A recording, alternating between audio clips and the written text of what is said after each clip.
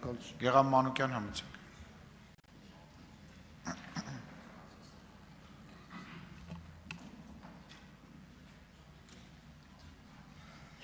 Շնորհակալություն։ Իհարկե շատ ուրախալի է լսել թվեր 700,000, 800,000, այո, զինվորականը շատ բարձր պետք է վարձատրվի։ Բայց այդ վարձատրության եւ ատեստացիայի ինստիտուտի ներդրման ժամանակ էլ ի սկզբանե այն բոլոր մեր մտահոգությունները, որ կային, ստեղծվելիք անհավասարությունները չեն փարատվել, դեռ ավելի են խորանում, որովհետեւ զինված ուժերում ստեղծում է լրիվ շարունակելով Տիգրան Աբրահամյանի խոսքը, լրիվ անհավասար պայմաններ։ Հիմա դիցուկ այսօրվա քննարկում ազգային ժողովում լսող օրինակ թիկունքային ծառայության շատ զինծառայողներ, որոնց ատեստացիայի դեռ հերթը չի հասել, ստանում են շատ ավելի նվազ աշխատավարձ, քան ատեստացիացած կամ պատիվ ունեն ծրագրում։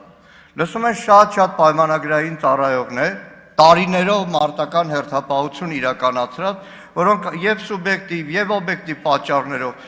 ատեստացիայի այն անհրաժեշտ շեմը չեն կարողացել հաղթահարել, բայց գլուխը կախ, չարքաշ կյանքով շարունակում են ծառայել հանուն Հայաստանի Հանրապետության։ Եվ այստեղ է ամբողջ խնդիրը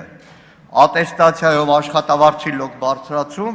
թե համատարած աշխատավարձի, բազային աշխատավարձի բարձրացում, որը հնարավորություն կտար շատ ավելի արժանապատիվ ծառայություն իրականացնել։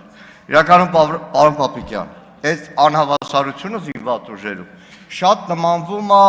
օրերս դուք նոր մոդուլային զորամաս եք բացել, աչքովս ընկավ շարք կազմած բարձրաստիճան զինվորականների բատինկաները։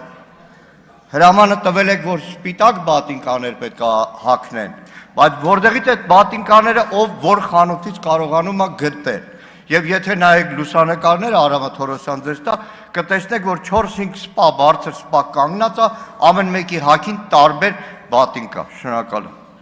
Շնորհակալություն, Վահագն Ալեքսանյան։